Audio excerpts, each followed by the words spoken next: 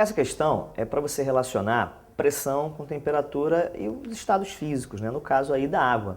Ou seja, aquela velha história de por que você vai fazer feijão na panela de pressão, né? Porque aumentando a pressão, a água não vai ferver a 100 graus Celsius, vai ferver a 120, 130, ou seja, a água fica numa temperatura mais... o seu feijão fica numa temperatura mais alta, né? E acaba cozinhando mais depressa, essa é a ideia. Então, para isso você tem que lembrar do gráfico de pressão-temperatura, né? Por quê? A água derrete, congela a 0 graus Celsius quando a pressão é 1 atm, né? E ela ferve a 100 graus Celsius na pressão de 1 atm. Quer dizer, aqui eu tenho um estado que é sólido, aqui eu tenho um estado que é líquido, aqui eu tenho um estado que é um vapor gasoso, né? Essa ideia de separar vapor de gás através daquela linha aqui.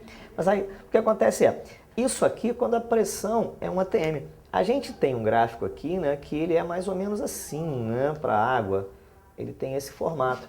Ou seja, sólido, líquido e vapor, eles ocupam essas posições.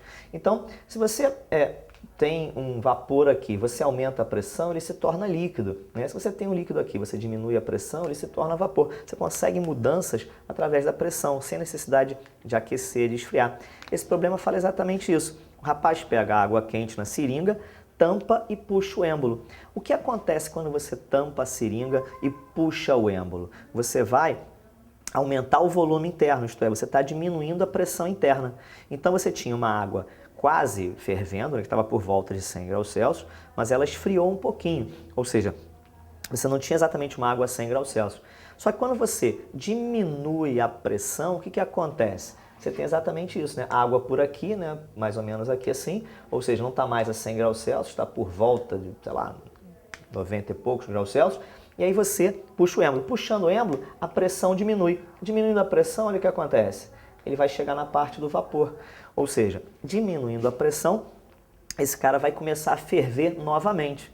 Está fervendo não porque a temperatura é de 100 graus Celsius, mas sim porque a pressão é menor do que 1 atm. É isso que ele quer nessa questão. Então, o que a gente vai ter lá como resposta, né? A gente tem a letra D, né? Ela proporciona uma queda de pressão no interior da seringa, quando você está puxando, e essa queda diminui o ponto de ebulição da água, que é isso aqui. Isso é a letra D.